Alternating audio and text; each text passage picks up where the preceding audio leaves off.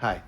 So we're out here on another tour of a home. I just wanted to talk about the panel boxes and what we're looking for when we're doing a home watch or for real estate, just so you guys get an idea.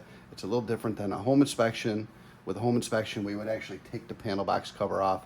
That's not what we're doing here. But let me turn the camera around and show you guys what we're doing. Okay. So if you see right here, we have the panel box.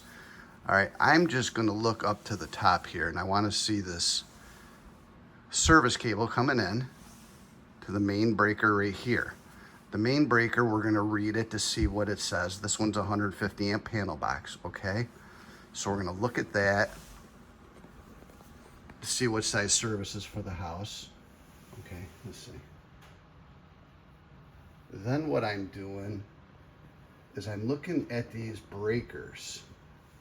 I'm just seeing if any of them are tripped, okay?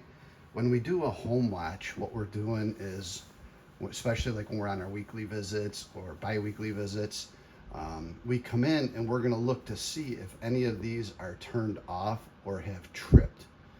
And if they have, which would basically mean they would pop the other way to the off position.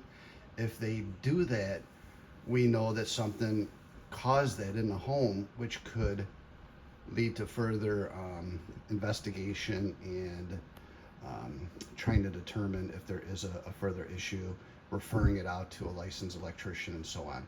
So anyway, this is a panel box and it's in really nice shape, breaker panel box. I just wanted to show you guys a little bit of what we do. Thank you.